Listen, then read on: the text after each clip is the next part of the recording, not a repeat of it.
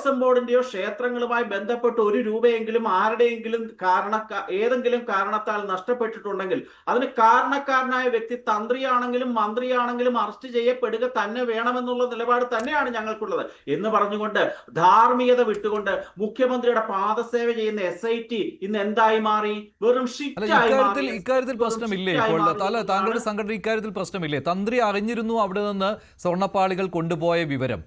അത് വിശ്വാസികളുടെ വിശ്വാസത്തെ കളങ്കമേൽപ്പിക്കുന്ന ഒന്നാണല്ലോ. കാരണം സന്നിധാനത്ത് നിന്ന് കൊണ്ടുപോകാൻ പാടില്ല. അവിടെ ഈ സ്വർണ്ണക്കൊള്ള നടന്നത് തന്ത്രിക്ക് അറിയാം, പക്ഷേ നിയമം അനുസരിച്ച് അദ്ദേഹം മിണ്ടാൻ പാടില്ല. അതാണല്ലോ ഇപ്പോൾ വന്നിരിക്കുന്നത്.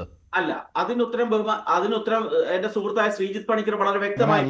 അങ്ങനെയാണെങ്കിൽ ശ്രീ മഞ്ജുഷ, ഒരു കാര്യം കൂടെ നമ്മൾ നോക്കേണ്ടതുണ്ട്. ബഹുമാനപ്പെട്ട ഹൈക്കോടതി ശബരിമലയിലെ ഇത്തരത്തിലുള്ള എല്ലാ കാര്യങ്ങളും സസൂക്ഷ്മം വീക്ഷിക്കാൻ വേണ്ടി ഒരു സ്പെഷ്യൽ ജില്ലാ ജഡ്ജി അവിടെ നിയമിച്ചിട്ടുണ്ടല്ലോ. അദ്ദേഹവും അവിടെ എല്ലാ മാസപൂജ സമയത്തും അല്ലാത്തപ്പോഴും ഒക്കെ അവിടെ പോകുന്ന ആളാണ്.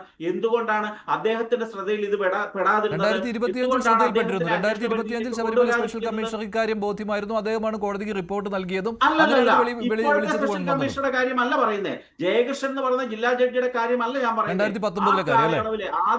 ആദ്യ സമയത്ത് ഈ കട്ടളപ്പാളി വിവാദം ഉണ്ടായ സമയത്ത് അവിടുത്തെ ജില്ലാ ജഡ്ജി സ്പെഷ്യൽ കമ്മീഷണർ ആയിട്ടിരുന്ന മനോജ് എന്ന പേരുള്ള ഒരു ജില്ലാ ജഡ്ജി ഉണ്ടായിരുന്നു. അദ്ദേഹം എന്തേ ഇത് കണ്ടില്ല? അദ്ദേഹം എന്തേ ദേവസ്വം ബോർഡ് വീഴ്ചയാണ്. അക്കാര്യങ്ങൾ നമ്മൾ എന്തുകൊണ്ട് ശ്രദ്ധിക്കുന്നില്ല? ഈ തന്ത്രിയുടെ ഭാഗത്ത് ഏതെങ്കിലും തരത്തിൽ വീഴ്ചയുണ്ടെങ്കിൽ ദയവായിട്ട് ഇതിനകത്ത് സ്പെഷ്യൽ ഇൻവെസ്റ്റിഗേഷൻ ടീം അതുമായി ബന്ധപ്പെട്ട അന്വേഷണം നടത്തി അദ്ദേഹത്തിനെതിരായിട്ട് തെളിവുകൾ കണ്ടെത്തി അദ്ദേഹത്തിനെതിരെ തെളിയിക്കാൻ സാധിക്കുമെന്നുണ്ടെങ്കിൽ അദ്ദേഹം നിയമവിധേയമായിട്ട് ആ നടപടികളിൽ കൂടി കടന്നുപോയിട്ട് അദ്ദേഹം നിരപരാധിയോ അല്ലെങ്കിൽ അപരാധിയോ ആണെന്നുള്ള കോടതി വിധിക്കട്ടെ.